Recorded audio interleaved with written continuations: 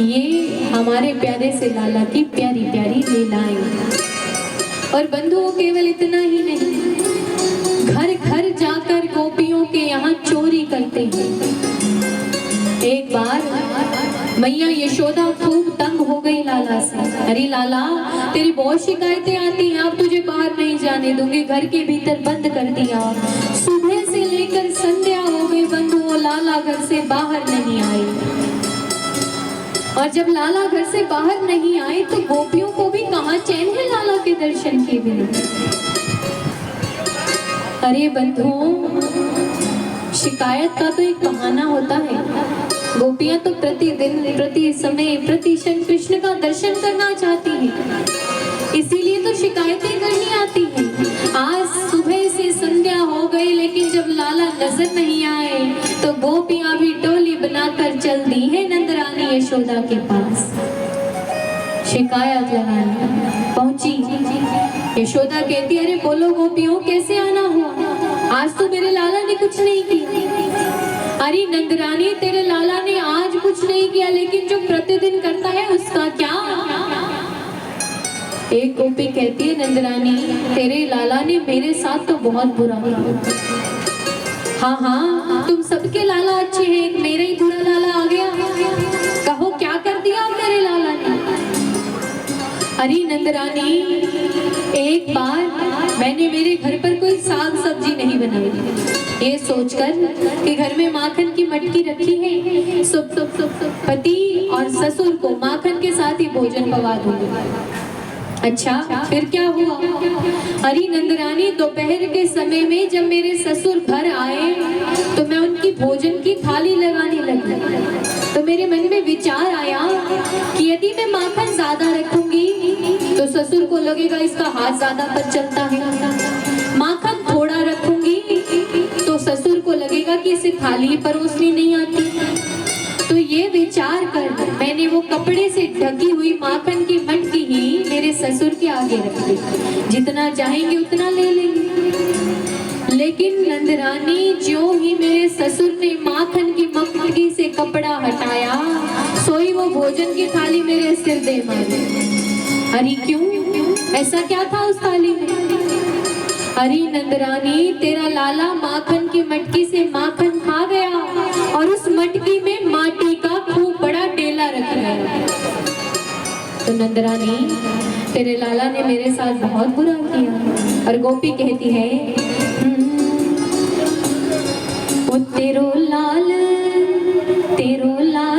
यशोदा छल गयो रे मेरो माखन चुरा कर बदल गयो रे। तेरो लाल यशोदा छल गयो रे मेरो माखन चुरा कर बदल गयो रे मेरो माखन चुरा कर बदल गयो रे मेरो माखन चुरा कर बदल गयो रे। तेरो लाल यशोदा छल गयो रे मेरो माखन चुरा कर बदल गयो रे मेरो माखन चुरा कर बदल गयो रे। ताली से एक साथ सभी बोले कृष्ण कन्हैया लाल की।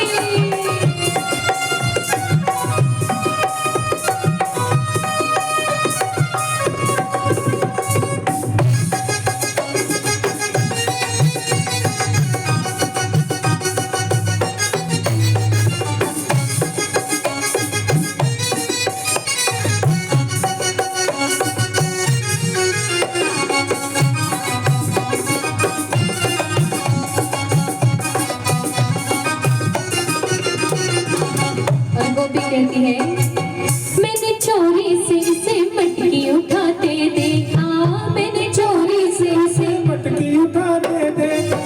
अब खाते हुए औरों को खिलाते देखा, अब खाते हुए औरों को खिलाते देखा।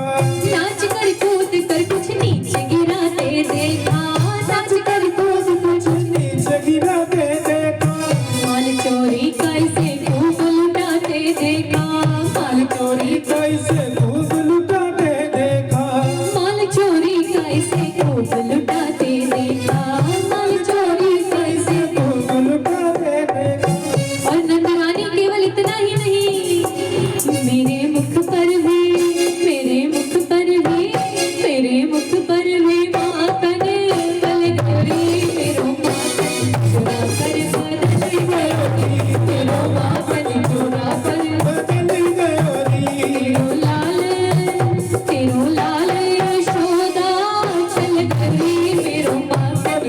चुरा कर बदल गयो रे, तेरो माखन चुरा कर बदल गयो रे।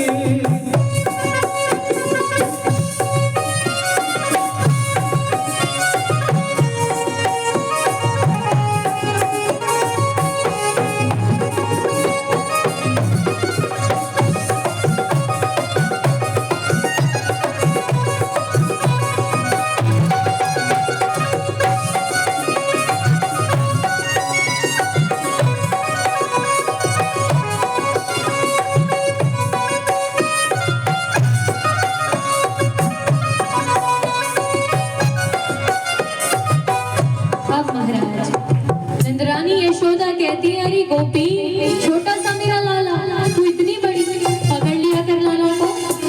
गोपी कहती है, अरे नंदरानी हाथ आवे तो पकड़े, हाथ आता ही नहीं, दूर दूर रहता है, हाथ आता ही नहीं, दूर दूर रहता है, हाथ आता ही नहीं, दूर दूर रहता है, हाथ आता ही नहीं, दूर दूर रहता है।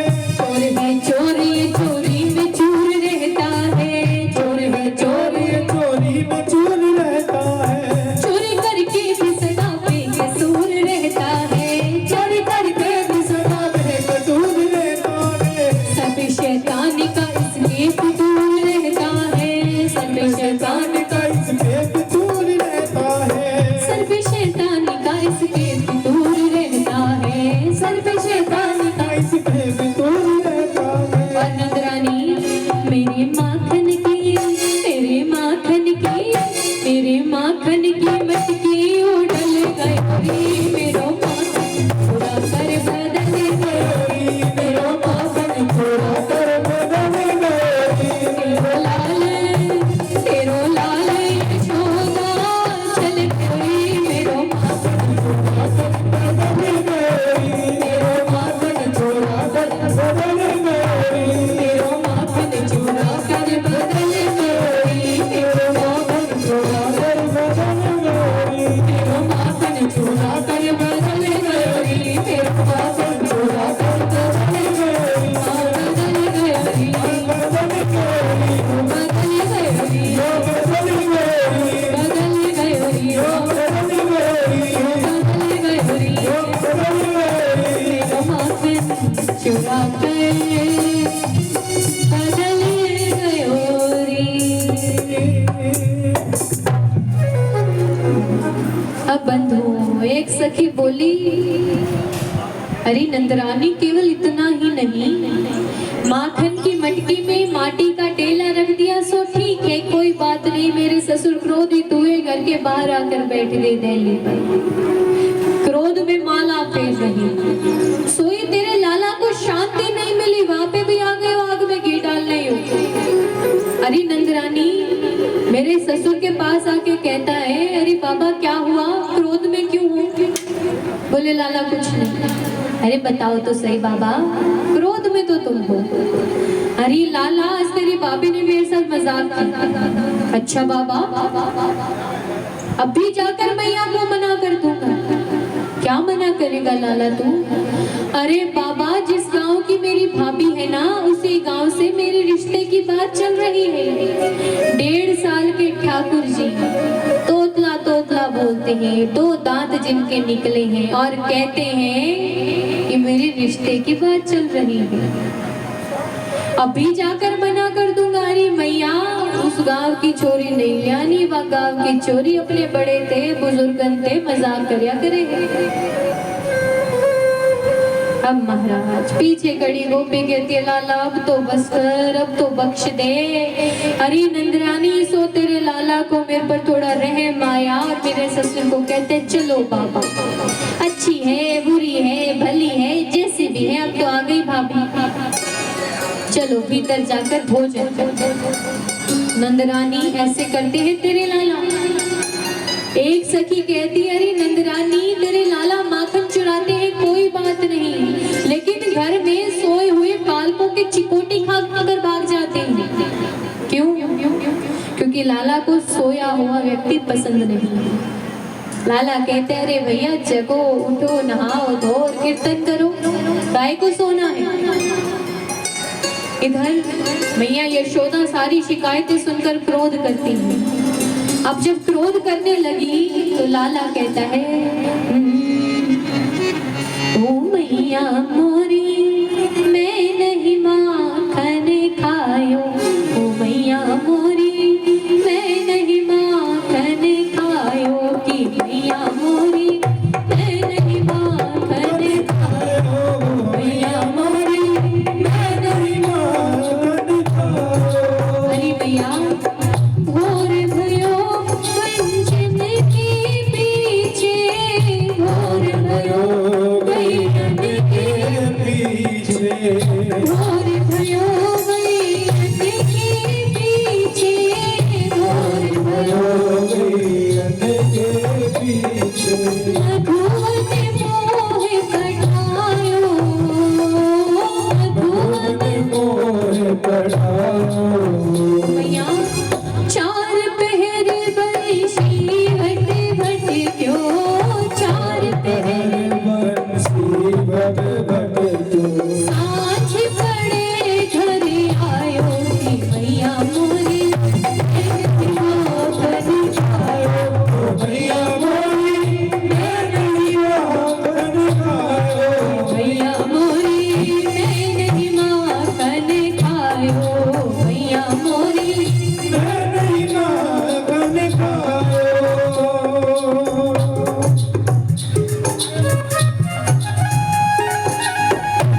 काली सहज साथ सभी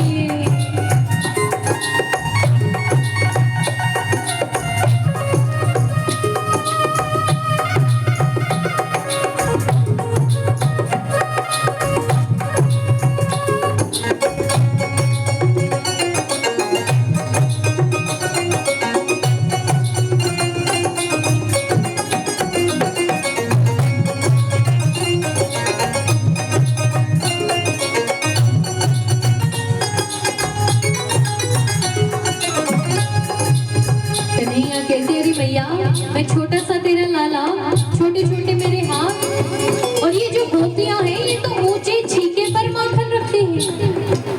मैया मैं बालक बहियन को छोड़ो, मैं बालक बहियन को छोड़ो, मैं बालक बहियन को छोड़ो, मैं बालक बहियन को छोड़ो, छीको की विधि पायो, छीको की विधि पायो।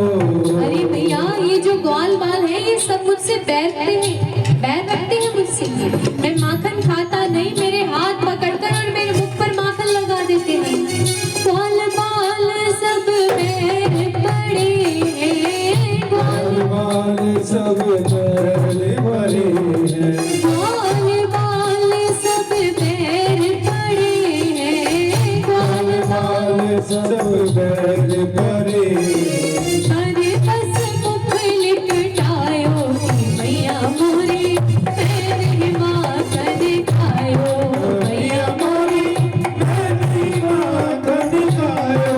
अब कन्हैया बीच बीच में सत्य बोलते हैं क्या, ओ मैया मोरी मैं नहीं माखन खायो, मैया मोरी मैं नहीं माखन खायो, मैया मोरी मैं नहीं माखन खायो। अरे लाला तूने माखन खायो, ओ मैया मोरी मैं नहीं माखन खायो, ओ मैया मोरी मैं नहीं माखन खायो, मैया मोरी मैं नहीं माखन खायो, कि मैया मोरी मैं नहीं माखन खायो, मैया मोरी मैं नहीं माखन खायो।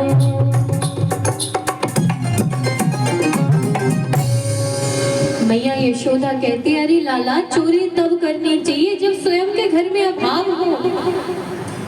अरे लाला तेरे बाबा के पास 9 लाख गायें हैं, 9 लाख गायें जिसके पास है बंधु, उसके पास दूध दही माखन की कमी होगी क्या? नंदरानी कहती, अरे लाला अरे माखन की चोरी छोड़ सावरे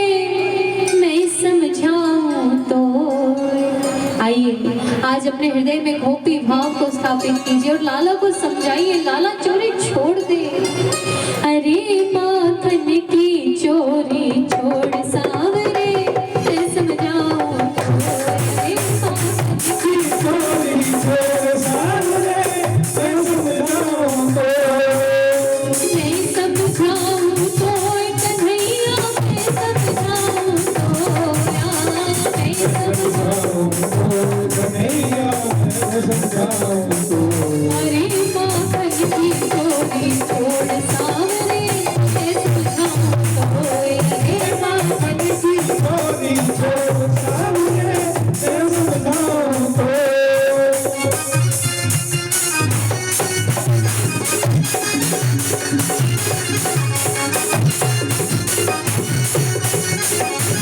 काल सुरक्षा बोले कृष्ण कन्हैया लाल की।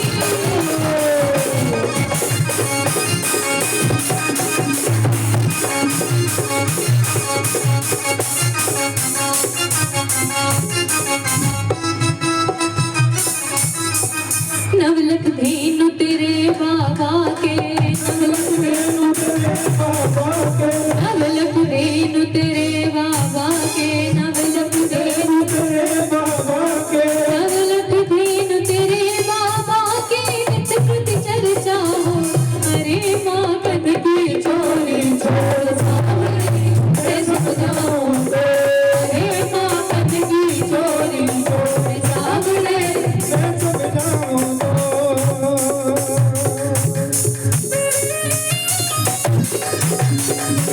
काल सेवक सभी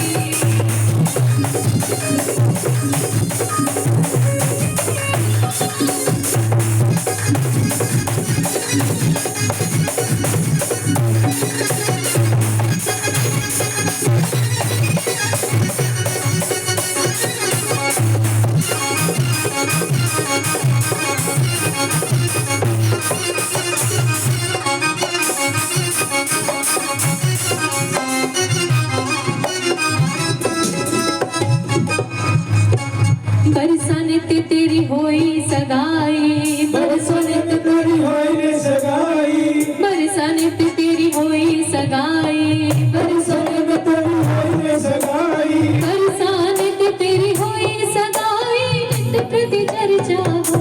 अरे माखन की चोरी छोड़ सावरे, मैं समझाऊं तो अरे माखन की चोरी छोड़ सावरे, मैं समझाऊं तो।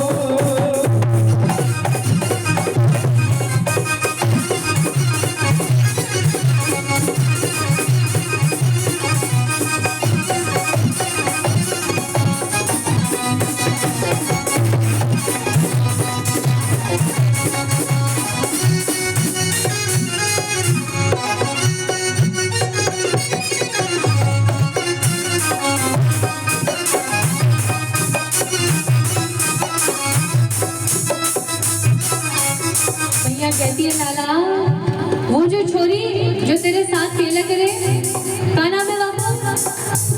भैया श्री राधे। भैया कहती है अरे लाला वही बड़ी घरन की राज दुलारी, बड़ी घरन की राज दुलारी, बड़े घरन की राज दुलारी, बड़े घरन की राज दुलारी। बड़े घरन की राज दुलारी, नाम धरेगी तो अरे माखन की चोरी सावरे, मैं समझाऊं तो अरे माखन की चोरी सावरे, मैं समझाऊं तो मैं समझाऊं तो कन्हैया, मैं समझाऊं तो मैं समझाऊं तो कन्हैया, मैं समझाऊं तो। अरे माखन की चोरी छोड़ सावरे, मैं समझाऊं तो अरे की चोरी छोड़ सावरे, मैं समझाऊं तो। सावरे, मैं समझाऊं तो कन्हैया, मैं समझाऊं तो सावरे, मैं समझाऊं तो कन्हैया, मैं समझाऊं तो।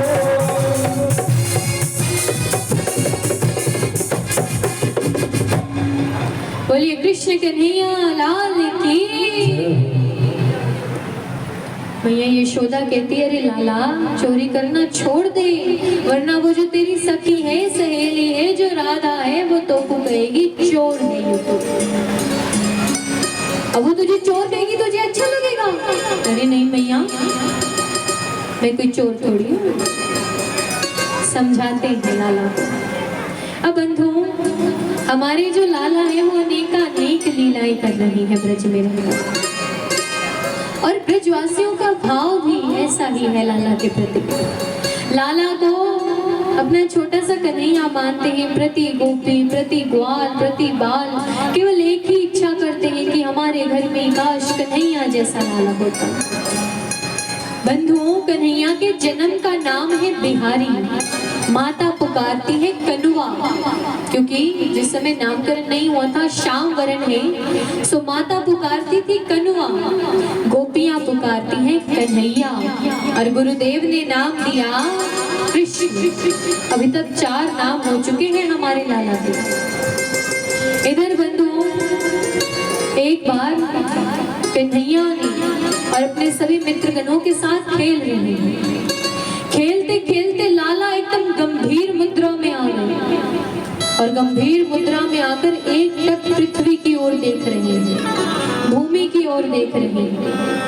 अब भूमि को देखते देखते कई देर हो गई, एकदम जब किसी का ध्यान न पड़ा, सोई कन्हैया ने माटी का डला उठाया और मुख में रख दिया, ब्रज की धूल खाई। बंधुओं, कन्हैया को लगा कि मुझे किसी ने नहीं देखा, लेकिन ग्वाल वालों ने लाला को देख लिया था। सोई ग्वाल बाल दाऊ भैया के पास गए, अरे दाऊ भैया तुम्हारा लाला माखन तो खाता ही था, अब से माटी खाना भी आरंभ कर दिया है। अच्छा ऐसी बात है तो पकड़ लो लाला को और ले चलो मैया यशोदा के पास। कैसे लेकर जा रहे हैं बंधु? 2 ग्वाल वालों ने हाथ पकड़े, 2 ग्वाल वालों ने पांव पकड़े, उस परम पिता परमात्मा को, पार ब्रह्म परमेश्वर को, जिसने ये सारी सृष्टि रचाई, जिसने हमें और आपको बनाया, उसे ओंधा लटका कर लेकर जा रहे हैं मैया यशोदा के पास। और जाकर कहते हैं, मैया तेरे लाला ने माटी खाई। अरे लाला, तूने माटी खानी भी आरंभ कर दी? रुक, तुझे तो अभी बताती हूँ। माखन तो चुराता ही था घर घर जाकर, अब माटी खानी प्रारंभ कर दी, क्या करूं मैं तेरा? सोई मैया यशोदा ने छड़ी ले ली, और छड़ी लेकर लाला को डरा रही है, धमका रही है कि लाला तूने माटी क्यों खाई? तो बंधुओं, वो कालों का काल, वो कृष्ण जिसकी भ्रिकुटी टेढ़ी हो जाए तो काल भी स्वयं थर थर कांपता है, वो कन्हैया आज मैया यशोदा के सामने कांप रहा है, रो रहा है, आंखों से झरझर अश्रु बह रहे हैं। अरे मैया मुझे माफ कर दे, मैंने माटी नहीं खाई। मैया को कहते, अरे मैया मुझे मार मत।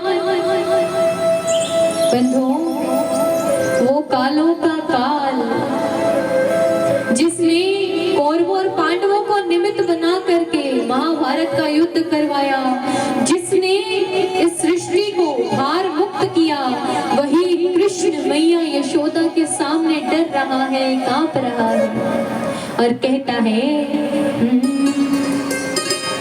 मारे मत मैया वचन भरवाले, मारे मत मैया, मारे मत मैया वचन भरवाले, वचन भरवाले चाहे सौगंध खिवाले, पर मारे मत मैया वचन भरवाले, मारे मत मैया वचन धरवाले, मारे मत मैया वचन भरवाले, मारे मत मैया वचन धरवाले, वचन भरवाले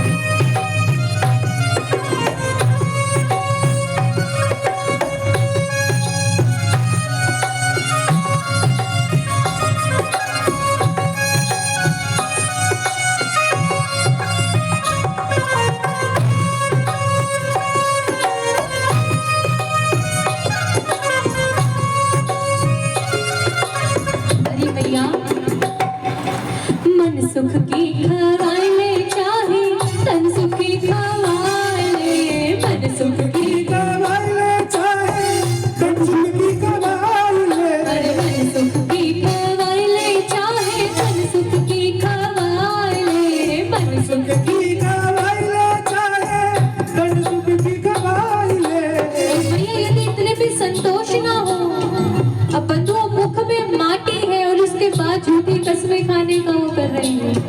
कह रहे हैं ताऊ जी भैया पर मेरो हाथ धरवाए रे, ताऊ जी भैया पर मेरो हाथ धरी माइले ताऊ जी भैया पर मेरो हाथ धरवाए ले, ताऊजी भैया पर मेरो हाथ धरी माइले मारे मत भैया वचन भरवाए ले, मारे मत भैया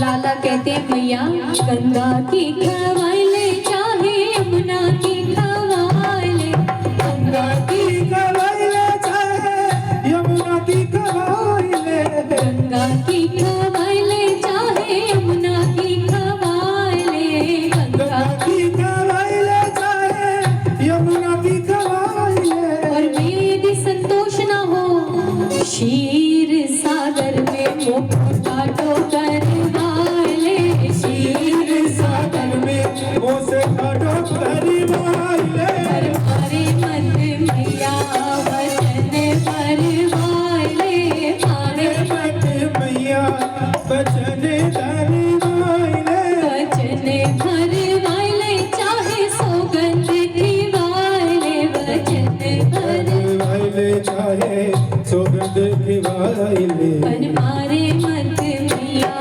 वचन भरवाए ले, मारे मत भैया बचन धरी माइले ओ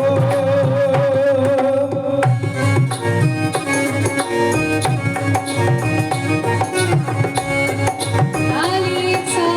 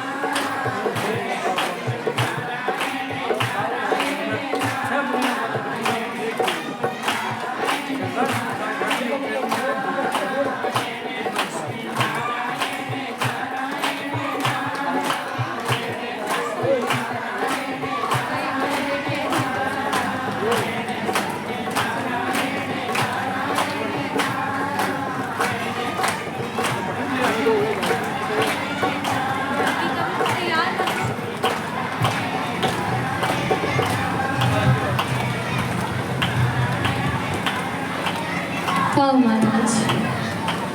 लाला कहता है मैया मारे मत, वचन भरवा लेना चाहिए। अब बंधु मुख में माटी का डला है, मैया कहती है लाला तूने माटी खाई? मैया मुख में तो मट्टी रखी है, उस माटी को निकाल भी नहीं सकते, निगल भी नहीं सकते, और सामने मैया है। लाला तूने माटी खाई? मैया कुछ बोले कैसे, मुख में तो माटी है। मैया कहती लाला नहीं मारूंगी, तू अपना मुख खोल के दिखा दे। मैया काफी देर तक तो हिचकिचाए, फिर जब मैया ने छड़ी उठा रखी है, सोचा अब मार भी पिट सकती है, सोई लाला ने छोटो सो मुखार विंद कृष्णा होने फाड़ दियो। बंधुओं छोटा सा मुख है, उस छोटे से मुख में मैया को ब्रह्मांड नजर आ रहा है। ब्रह्मांड में मैया पृथ्वी का दर्शन कर रही है, पृथ्वी में मैया को नंद भवन दिख रहा है, नंद भवन में नंदरानी स्वयं का और लाला का भी दर्शन कर पा रही है। जब ऐसी अलाएं बलाएं अपने लाला के मुख में देखी, सोई नंदरानी डर गई, मूर्छित हो गई। तुरंत कन्हैया ने योग माया को बुलाया। योग माया से कहते अरे योग माया, ये जो कुछ भी अभी हुआ, इस सारे दृष्टांत को, इस सारे नजारे को मेरी मैया की यादों से निकाल दो। क्यों? क्योंकि लाला नहीं चाहते कि मैया को ज्ञान हो जाए कि मैं उसका छोटा सा लाला नहीं, पार ब्रह्म परमेश्वर हूँ। यदि वो जान गई कि मैं परमेश्वर हूँ, परमात्मा हूँ, तो फिर वो मुझे अपना लाला मान के प्रेम नहीं करेगी, मुझे ईश्वर मान के पूजेगी। ईश्वर मान के तो सारी दुनिया पूजती आई है मुझे, मैं तो यहाँ मेरी मैया का प्रेम लेने आया हूँ। इसीलिए योग माया मेरी मैया की सारी स्मृतियाँ हटा दो।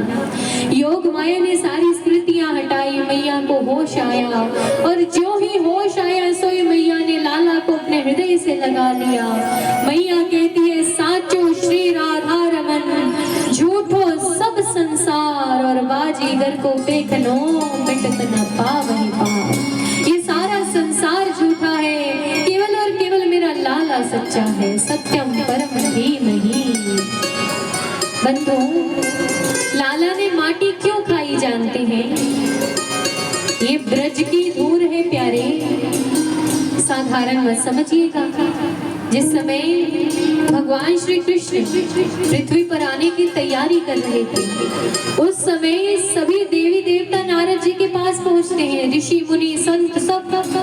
महाराज हमारे प्यारे से कन्हैया ब्रज में अवतरित होने वाले हैं, हम चाहते हैं कि हम भी उनकी लीला का कुछ ना कुछ भाग बने, इसलिए हमें कुछ भी बना दीजिए। कई संतों को गाय बनाया, कई कुछ संत ऋषि मुनि जो है वो बछड़े बन गए, कुछ गोपी बन गए, कुछ ग्वाल वाल बन गए, कुछ गोपियां बन गए, सब पूर्ण हो गया बंधु। अंत में भी कुछ देवी देवता रह गए, वो कहते हमें भी कुछ बनाओ। ब्रह्मा जी कहते हैं मैंने सब कुछ बना दिया। बोले हमें गाय बना दो, बोले गाय बहुत बन गई। बछड़ा बना दो, बछड़े बहुत हो गए। जब अंत में उन ऋषि मुनियों को, उन देवी देवताओं को कुछ नहीं मिला, तो बंधुओं वे कहते हैं हमें ब्रज की धूल बना दो, ब्रज की धूल। कम से कम हमारे नंद नंदन श्याम सुंदर हमें नंगे पांव जब चलेंगे हमें आनंद मिलेगा। हमें ब्रज की धूल बना दीजिए। ये ब्रज की धूल साधारण नहीं है बंधुओं, इस ब्रज की धूल में अनेक अनेक बड़े बड़े तपस्वी ऋषि मुनि देवी देवता विराजमान करते हैं। ब्रज का भाव है ब्रज धूल ही प्राणों से प्यारी लगे, ब्रज मंडल माही बसाए रहो, रसिकों के सुसंग में मस्त रहो, जग जाल सो नाथ जगाए रहो, नित बाकी ये झांकी निहारा करो, नित झांकी यो साथ झुकाए रहो, अहो बाके बिहारी यही विनती, मेरे नैना सो नैना मिलाए रहो, अहो बाके बिहारी यही विनती, मेरे नैना सो नैना मिलाए रहो। ये ब्रज की धूल है प्यारे, और ये ब्रज की धूल की महिमा है बंधु। एक बार एकादशी का दिन आया, नंद बाबा, मैया यशोदा सबने एकादशी का व्रत धारण किया। व्रत इत्यादि रखकर रात्रि का समय और कीर्तन इत्यादि कर रहे हैं। अच्छा, संयोग से आज भी एकादशी है। यहाँ पर कितने ऐसे हैं जिन्होंने एकादशी का व्रत किया है? रखते हैं आप। घर में लड्डू गोपाल किस किस के हैं? सबके हैं। अच्छा, एकादशी का व्रत सिर्फ आप लोगों ने किया या उसे भी करा दिया? उसे अन्न पवाया या फलहार खिलाया? फलाहार खिलाया, अन्न तो नहीं पवाया ना। बड़े लोग जो खूब लोगों के मन में इस बात को लेकर अलग चिंता है, विचित्र भाव है कि हमारा एकादशी का व्रत है तो भगवान को भी अन्न नहीं पाना, हम अन्न नहीं खाएंगे, तुम भी भूखे रहो भैया हमारे साथ। करते हो ना आप लोग ऐसा? ना स्वयं खाएंगे ना तुमको खाने देंगे। अब हाँ भरो चाहे नहीं भरो, आप लोग करते हो, मैं जानती हूँ इस बात। तो बंधुओं, एक छोटी सी उदाहरण देती हूँ आपको। एक बार एक व्यक्ति था, कोई अभाव नहीं था, कोई दुर्गुण नहीं था उसमें, लेकिन एक छोटी सी कमी थी कि खाता बहुत था। 5 परिवार में यदि 5 सदस्य हैं, जहाँ वो 5 सदस्य बारी बारी आकर भोजन कर लेंगे, वहीं वो एक अकेला व्यक्ति भोजन पाता रहता था, इतना खाता था। अच्छा, एक अलग विचित्र आदत उस व्यक्ति की, वो खाता रहता और कहता, बीच बीच में खाने वाले पर लिखा है, दाने दाने पर लिखा है खाने वाले का नाम, दाने दाने पर लिखा है खाने वाले का नाम। किसी ने कहा भैया तो ये मत कह दाने दाने पर लिखा है, तो ये कह बोरे बोरे पर लिखा है खाने वाले का नाम, बोरा भर कर खाता है। कोई कहता है अरे भैया बीच में पानी तो पी, बोले बीच आवे तो सही, इतना खाता। अब ज्यादा खाने वाले से भी लोग तंग आ जाते हैं। तो बंधु, उस व्यक्ति को उसके परिवार वालों ने निकाल दिया, जाओ चले जाओ यहाँ से, बहुत खाते हो तुम, हमसे व्यवस्था नहीं होती। चला गया, बेचारा भोला भाला था। अब मार्ग में उसे एक मंदिर मिला। मंदिर के बाहर एक महात्मा जी बैठे हैं, महंत जी बैठे हैं। अच्छा, महंत जी जो हैं वो खूब हट्टे कट्टे हैं, तगड़े हैं शरीर के। उन्हें देखकर लगा कि अच्छा कुछ खाने की व्यवस्था होगी इनके पास। तभी पीछे से उनके 4-5 चेले लोग आ गए, वे भी खूब मोटे तगड़े। अब तो विश्वास हो गया कि खूब अच्छी खाने की व्यवस्था है। गए, महाराज कौन है आप? बोले हम इस मंदिर की सेवा करते हैं, पुजारी हैं। अच्छा, ये लोग कौन हैं? बोले ये हमारे चेले हैं। अच्छा, तो क्या हम आपके साथ रह जाएं? बोले रह जाओ। अच्छा, फिर आप क्या कुछ काम करवाते हैं? महंत जी बोले देखो कोई काम नहीं है हमारे यहाँ, सुबह उठो, नहाओ धो, भोजन पाओ, राम राम करो और सो जाओ। अच्छा, मतलब भोजन करने को मिलता है? बोले हाँ। काम भी नहीं करना? बोले नहीं, कुछ नहीं करना तुमको। अरे वाह महाराज, फिर हमको अपनी सेवा में रखो। बेचारे भोले वाले महंत जी ने उस व्यक्ति को अपनी सेवा में रख लिया। अब बंधुओं, एक दिन हुआ, अब उसने सारा सिस्टम इत्यादि देखा कि अच्छा खाने को मिल रहा है और मिल रहा है। आया, महाराज जी कितनी पंगत बैठती है? बोले 5 पंगत बैठती है। बोले 5 पंगत में मैं बैठूं तो कोई दिक्कत तो नहीं आपको?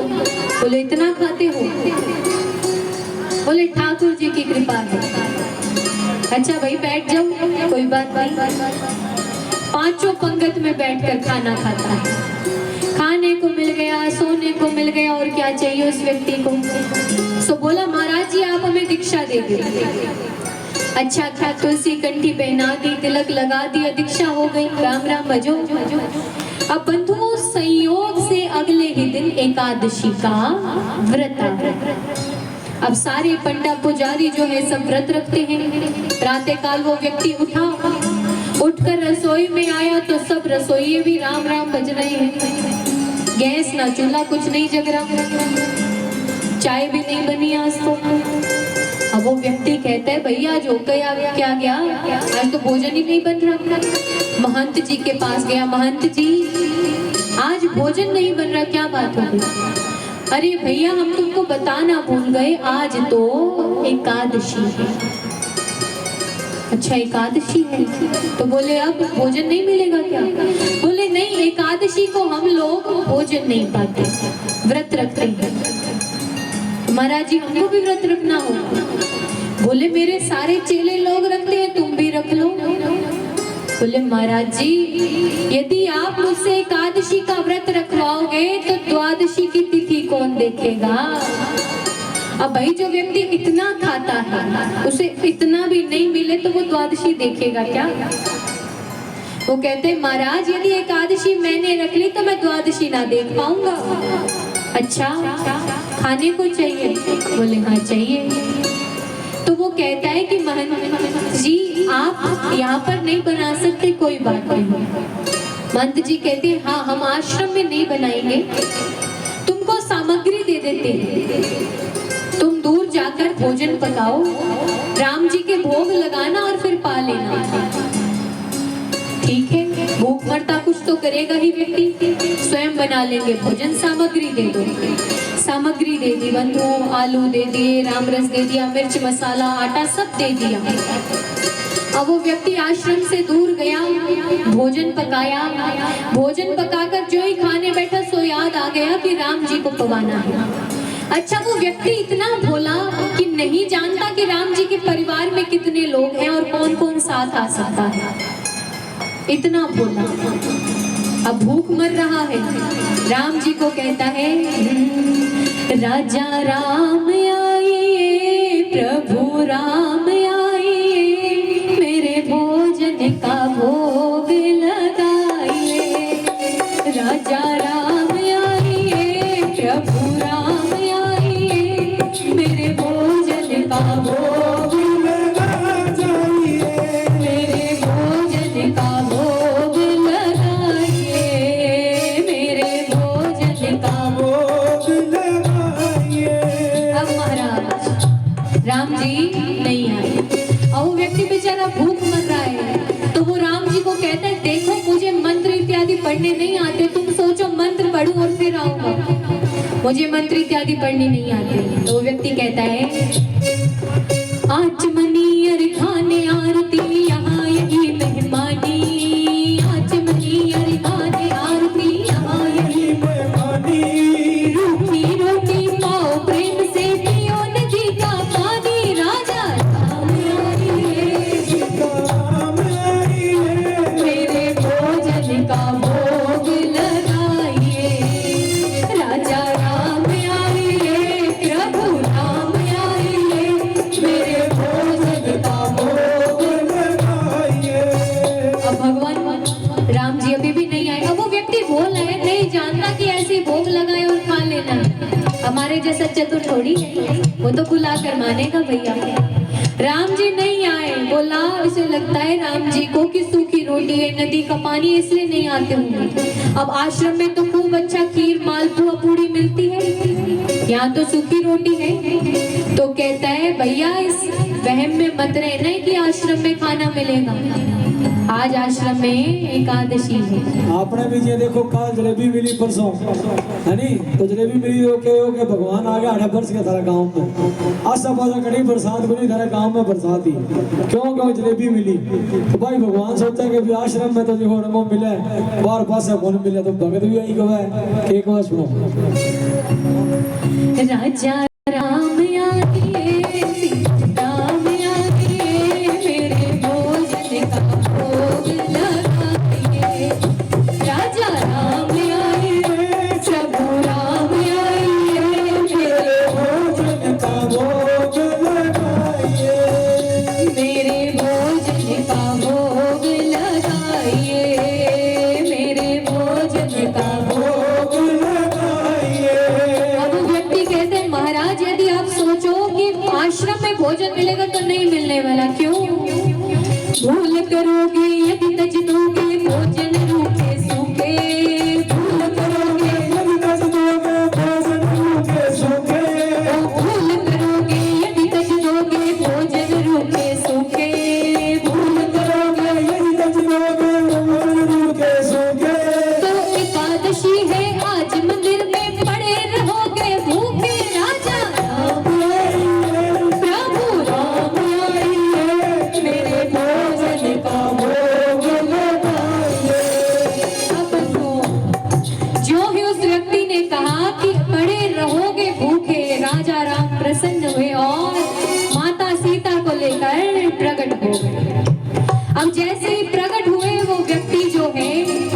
दर्शन करता है, चरण छूता है, आशीर्वाद लेता है।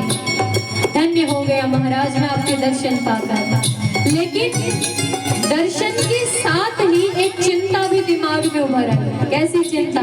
बोले भोजन तो एक का बनाया था, ये तो दो को लेकर प्रकट हो गए। अब वो व्यक्ति बोला है, नहीं जानता कि अर्धांगिनी साथ आई। गया राम जी के पास, बोले राम जी ये कौन है? अरे ये मेरी अर्धांगिनी है। जान अच्छा फिर ये साथ खाएंगी? बोले क्यों, तुम्हें कोई दिक्कत है? बोले नहीं महाराज खा लीजिए, अब ज्यादा एकादशी नहीं, आपने थोड़ी सी एकादशी तो रखवाई दी हमारी। भोजन पकाया राम सिया को, बाकी जो प्रसादी बची स्वयं पाली। अब राम और सिया जाने लगे तो कहते हैं महाराज अब की बार खूब इंतजार कराया, अगली बार इंतजार मत कराइए, जल्दी आ जाना। ठीक है, समय बीता, अगली एकादशी आई। फिर महंत जी कहते हैं लो वही से सामग्री दे दो। वो व्यक्ति कहते हैं महंत जी इस बार सामग्री थोड़ी ज्यादा देना। क्यों? भूख नहीं, अरे पेट नहीं भरा तुम्हारा पिछली बार की सामग्री से?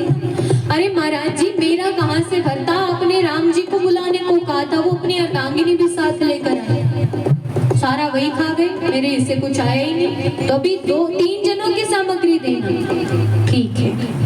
अब बंधु महंत जी को भी लगा कि भूखा है, काफी खाता है, पेट नहीं भरा होगा, ज्यादा सामग्री दे दी। सामग्री लेकर फिर आश्रम से दूर आया, भोजन पकाया और फिर भोग लगाता है। राजा राम आइए, सीता राम आइए, मेरे भोजन का भोग लगाइए। राजा राम आइए, सीता राम आइए, मेरे भोजन का भोग लगाइए। अब की बार मानो राम जी तैयार बैठे थे, उसने पुकारा और राम जी प्रकट हो गए, लेकिन अकेले नहीं आए। अब की बार सिया जी के साथ लक्ष्मण जी को भी लेकर आए। वो फिर चिंता में, फिर प्रणाम किया, दंडवत प्रणाम करते, अरे महाराज इस बार किसको साथ लेकर आए हो? बोले मेरे भाई हैं। अच्छा फिर दूर के भाई हैं कि सगे भाई हैं? बोले सगे भाई हैं। अच्छा मतलब भोजन पवाना पड़ेगा? बोले हाँ पवाना पड़ेगा। फिर भोजन सामने रखा, तीनों ने पाया दिव्य रूप से, बाकी बची प्रसादी उस भक्त ने पाई। अब महाराज फिर जाने लगे। राम जी फिर गए, फिर एक ही बात, महाराज अगली बार कितने आओगे अभी बता दो। बोले आएंगे आएंगे जरूर आएंगे। राम जी ने नहीं बताया किसको लेकर आएंगे किसको नहीं लेकर आएंगे। राम जी अंतर ध्यान हो गए। समय बीता, फिर एकादशी आ गई 15 दिन बाद, फिर वही भोजन नहीं पकना। महंत जी ने कहा इसको सामग्री दे दो। बोले महाराज अब की बार सामग्री 4 जनों की नहीं देना, 5 जनों की देना। अरे क्यों?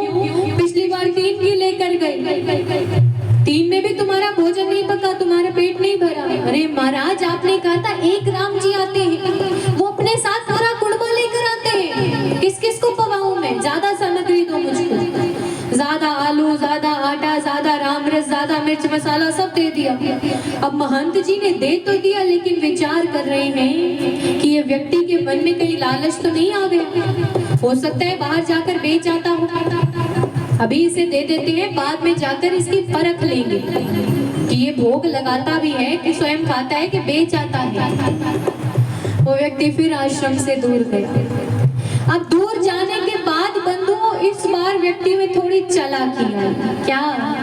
इस बार व्यक्ति ने भोजन पकाया ही नहीं, बिना भोजन पकाए प्रभु को पुकारने लगा। राजा राम आइए, सीता राम आइए, मेरे भोजन का भोग लगाइए।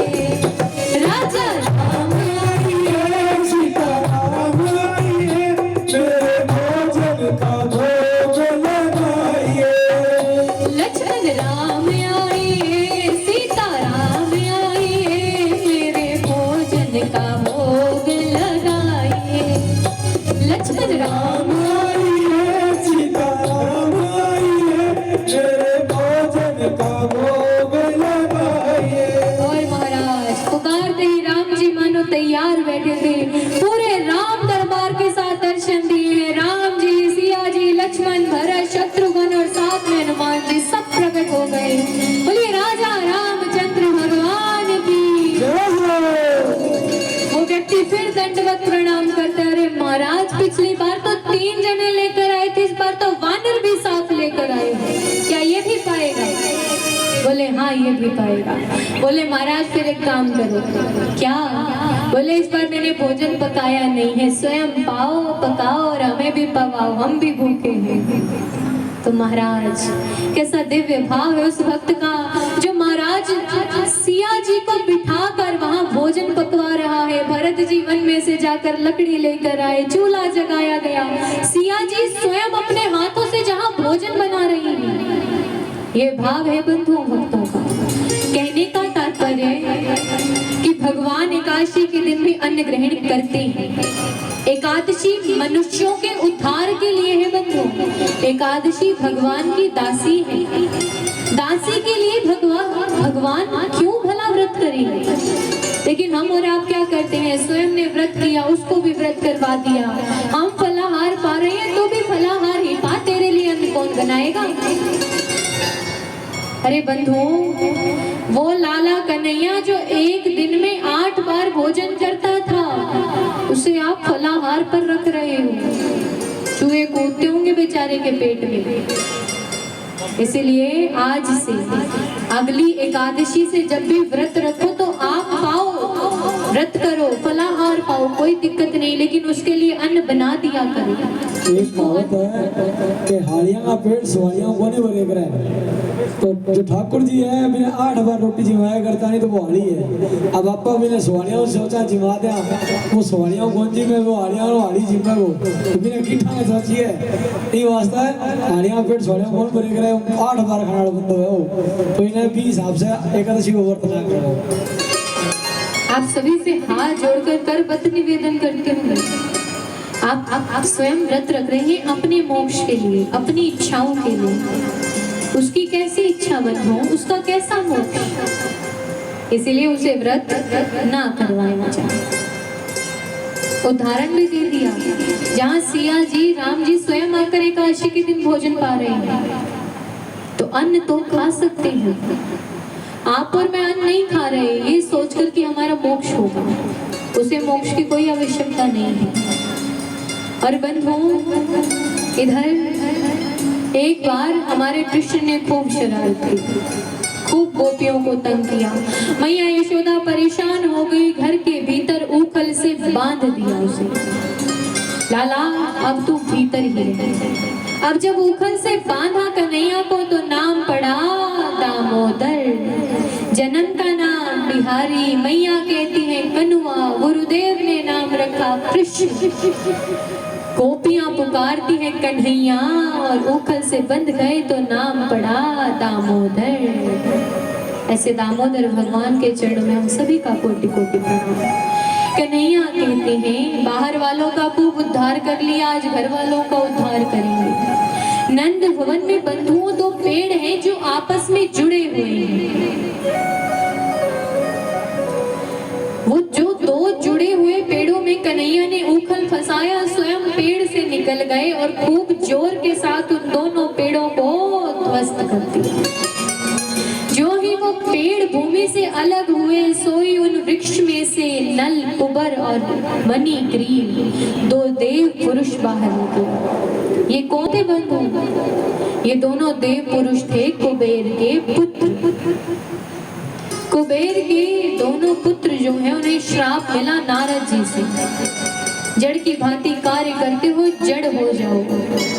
एक बार अपनी अर्धांगिनियों के साथ जल क्रीड़ा कर रहे थे, नारद जी को देखकर भी लज्जा नहीं आई, वस्त्र नहीं पहने, जड़ की भांति कार्य किया, सो श्राप दिया गया जड़ हो जाओ।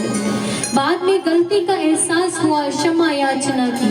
नारद जी कहते देखो श्राप तो पुनः वापस नहीं ले सकता, लेकिन वरदान देता कि तुम्हारा जो मोक्ष है वो साक्षात ठाकुर जी के।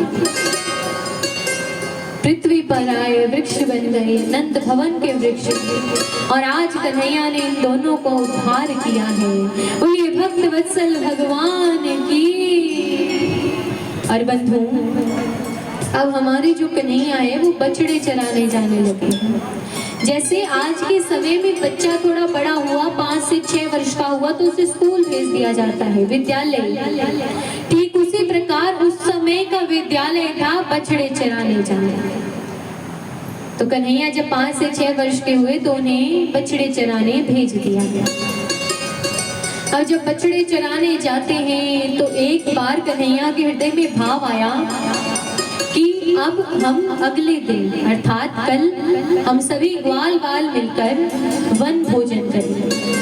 वन भोजन कैसे करेंगे कि सभी अपने घर से कुछ ना कुछ लेकर आना और हम सब मिल बांट कर खाएंगे। घर आए अपने अपने घर पर सबने कह दिया कुछ ना कुछ बना कर लाना है। प्रातः काल हुई बंधुओं, सभी अपने घर से कुछ ना कुछ लेकर आएंगे। मध्य जंगल में आए, वन में आकर गौओं को बछड़ों को चराने छोड़ दिया और स्वयं सब बैठकर भोजन पा रहे हैं। तो भोजन ये नहीं कि सब अपना अपना पा रहे हैं, मिल बांट कर पा रहे हैं। कन्हैया सभी के पास जा रहे हैं, सभी की हथेली पर थोड़ा थोड़ा अपना भोजन रखते हैं और सभी के हाथ से स्वयं भोजन पा रहे हैं।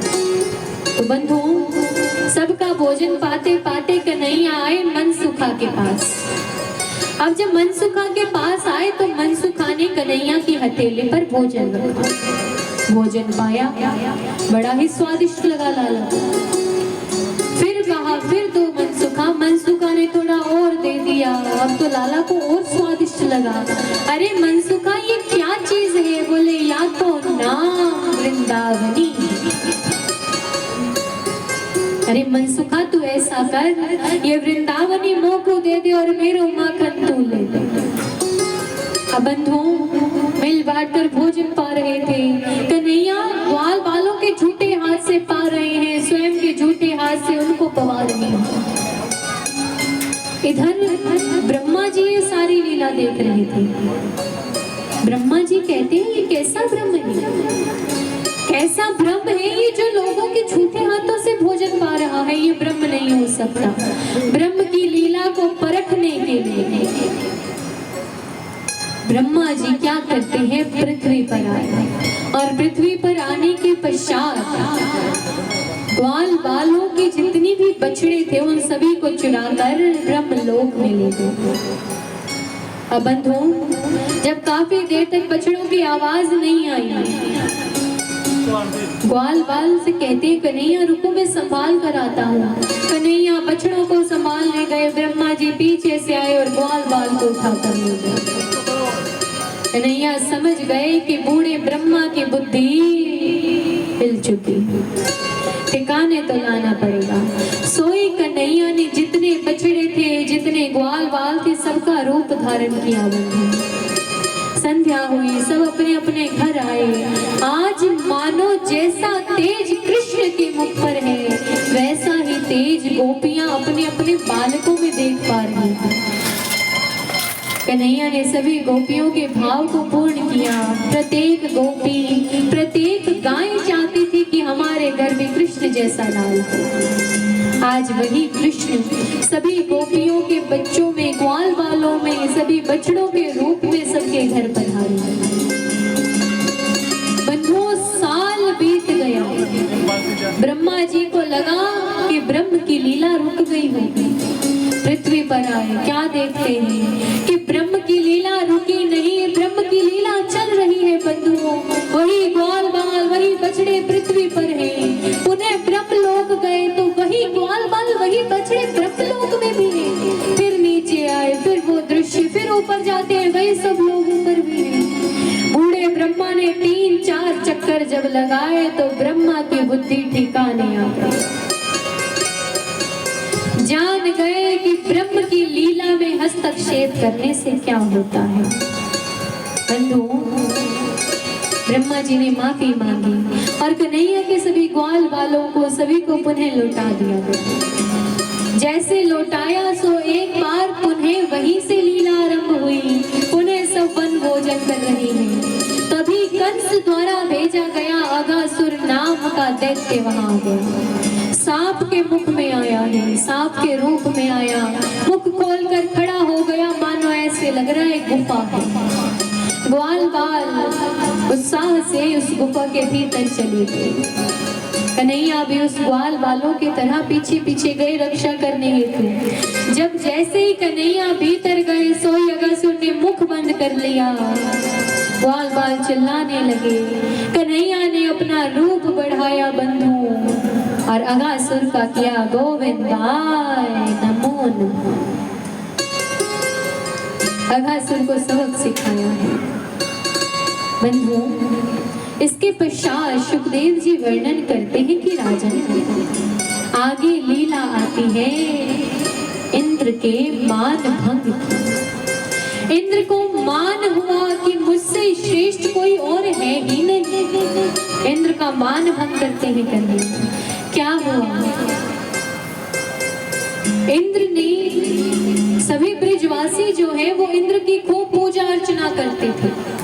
ये मानकर कि इंद्र जो है वो वर्षा करता है। प्रति वर्ष की भांति इस वर्ष भी पूरे ब्रज में खूब उत्सव बन रहा है, खूब मिठाइयां बन रही है। संध्या के समय जब कन्हैया ग्वाल बाल चराकर, बछड़ी चराकर सब लेकर आए तो क्या देखते हैं कि आज ब्रज में खूब पकवानों की खुशबू आ रही है। प्रत्येक घर से मिठाइयां बन रही है। लाला खुद के घर में आए तो और भी अधिक खुशबू आ रही है पकवानों की। लाला कहते हैं, अरे बाबा आज कोई उत्सव है क्या? बोले नहीं लाला, उत्सव तो नहीं है। तो बाबा इतने पकवान क्यों बन रहे हैं? अरे लाला, हम प्रतिवर्ष इंद्र की पूजा करते हैं। अब बंधु, हमारे जो लाला है वो 7 वर्ष के हो चुके हैं। नंद बाबा से कहते हैं, नंद बाबा कह रहे हैं, लाला हम प्रतिवर्ष इंद्र की पूजा करते हैं। क्यों बाबा? उस इंद्र की पूजा क्यों करते हैं हम लोग? लाला मन में विचार कर रहे हैं कि घर का जोगी जोग ना और बाहर का जोगी सिद्ध। घर के भीतर इनका पार ब्रह्म परमेश्वर बैठा है, उसको तो ये लाला लाला कह के इधर उधर फटकारते रहते हैं। और बाहर का वो इंद्र, उस इंद्र की पूजा करते हैं। बाबा क्यों पूजा करते हैं हम उस इंद्र की? अरे लाला, इंद्र भगवान है। अच्छा, एक वही भगवान रह गया पृथ्वी पर। क्या करता है बाबा ये इंद्र? बाबा कहते हैं, लाला ये जो इंद्र है ये हमारी फसलों की रक्षा हेतु वर्षा करता है। जब हम अन्न बीजते हैं तो ये इंद्र हमारी फसलों के लिए वर्षा करता है, जिससे वर्षा होगी तो अच्छी फसलें होंगी। लाला कहते हैं, बाबा ये इंद्र कुछ नहीं करता। अरे वर्षा करने में सहायक है हमारे पेड़ पौधे, हमारी प्रकृति।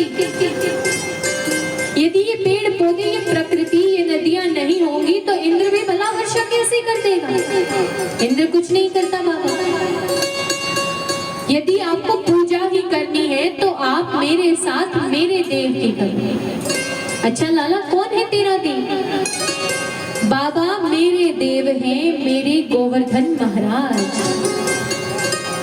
अरे लाला, हम तो मान जाएंगे लेकिन पूरा ब्रजमंडल कैसे मानेगा? बाबा मैं मनाऊंगा उन्हें। 7 वर्ष के लाला और सभी ब्रजवासियों का आह्वान करते हैं, समझा रहे हैं कि यदि देव है, इंद्र की वर्षा करने का कारण है, वो है मेरे भगवान गोवर्धन। यदि पूजा ही करनी है तो मेरे साथ मेरे देव की करो, मेरे साथ चलो। बंधुओं, ब्रजवासी साथ साथ चल पड़े। गोवर्धन महाराज पर आए, टीका इत्यादि लगाया, पूजा इत्यादि करते हैं और पूजा इत्यादि करने के बाद भोग लगाते हैं। अभी जैसे ही भोग लगाया, ये सारा दृश्य इंद्र देख रहा है। इंद्र क्या देखता है कि प्रति वर्ष तो मेरी पूजा होती थी, आज मेरी पूजा छोड़ दी गई। इंद्र को क्रोध आया, इंद्र ने कोप किया बंधुओं और झराझर बारिश शुरू कर, वर्षा आरंभ कर दी। इतनी घनघोर वर्षा बंधु, बछड़े, ग्वाल बाल, गोपियां सब अपने प्राणों की रक्षा हेतु इधर उधर डोल रही हैं। ग्वाल बाल, गोपियां, सब ब्रजवासी कहते हैं, लाला देखा, कहा था ना इंद्र से। इंद्र को क्रोध दिलवा दिया आपने। अरे अब हमारी रक्षा कौन करेगा? लाला कहते, भैया जिसकी पूजा की रक्षा भी वही करेगा। इतना कहकर लाला ने अपनी कनिष्ठिका उंगली के नख पर 7 कोस के गिरिराज महाराज को धारण कर लिया। बोले गिरिराज भगवान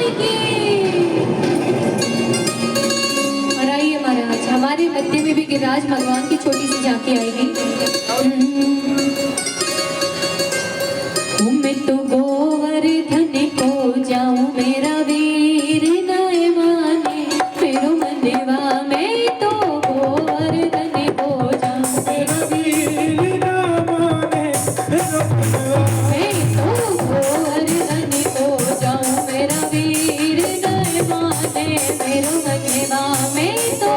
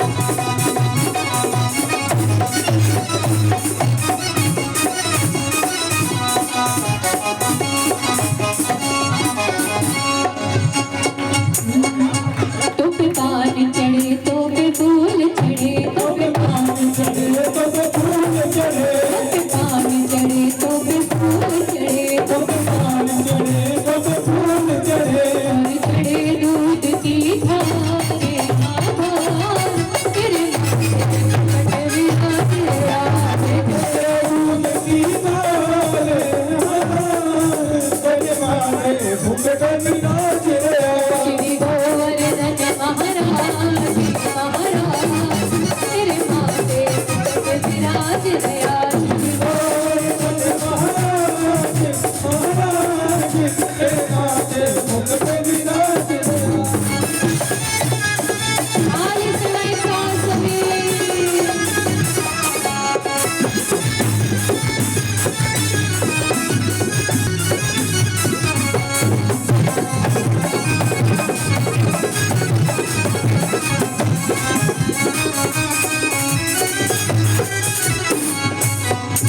तेरे कानन कुंडल सोहे रहे तेरे कानन कुंडल सोहे रहे तेरे कानन कुंडल सोहे रहे तेरे कानन कुंडल सोहे रहे। तेरी ठोड़ी पे हीरा लाल आला तेरे माथे मुंगट विराज रया तेरी ठोड़ी पे हीरा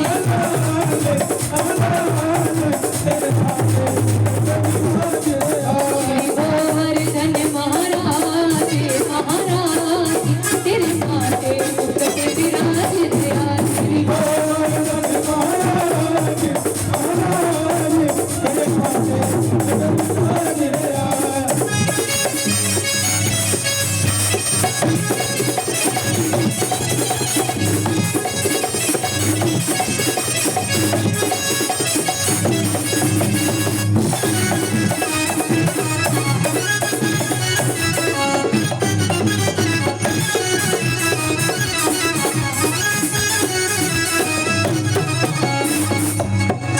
तेरे गले में कंठा विराज रयो तेरे गले में कंठा विराज रयो तेरे गले में कंठा विराज रयो कंठा विराज रयो।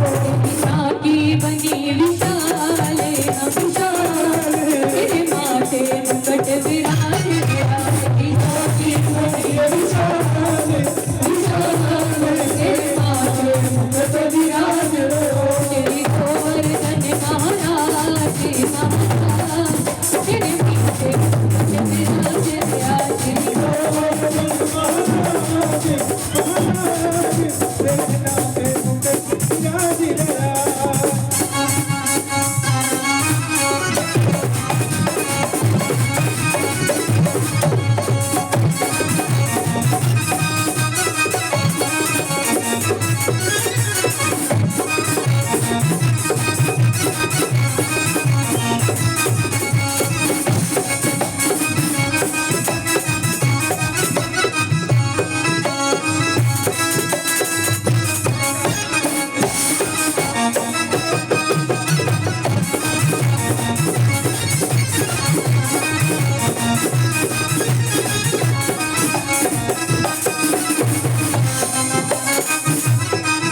तेरे साथ कोस की परिक्रमा तेरे साथ कोस की परिक्रमा तेरे साथ कोस की परिक्रमा तेरे साथ कोस की परिक्रमा जलेश्वर है विश्राम तेरे माथे मुकुट विराज जलेश्वर है विश्राम तेरे माथे मुकुट विराज तेरी गोवर्धन महाराज महाराज तेरे माथे मुकुट विराज तेरी गोवर्धन महाराज महाराज तेरे माथे मुकुट विराज तेरे माथे मुकुट विराज तेरे हाथ मुकुट विराज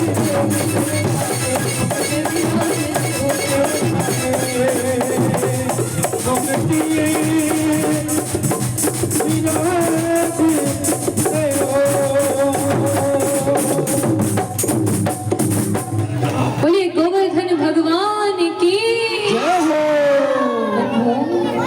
कन्हैया का जन्म का नाम बिहारी, माता पुकारती है कनुआ, गुरुदेव ने नाम रखा कृष्ण, गोपियां बुलाती है कन्हैया, उखल से बंधे तो नाम पड़ा दामोदर, और आज जब गोवर्धन उठाया तो नाम पड़ गया गिरधारी। बोले गिरधारी भगवान की। तो महाराज आज की वाणी को ये विश्राम देंगे, कल कथा का षष्ठम दिवस छठा दिन, और कल के दिन भगवान श्री कृष्ण और माता रुक्मिणी का विवाह प्रसंग हम और आप मिलकर श्रवण करेंगे। माता रुक्मिणी और श्री कृष्ण का विवाह होगा और विवाह के साक्षी बनेंगे आप लोग।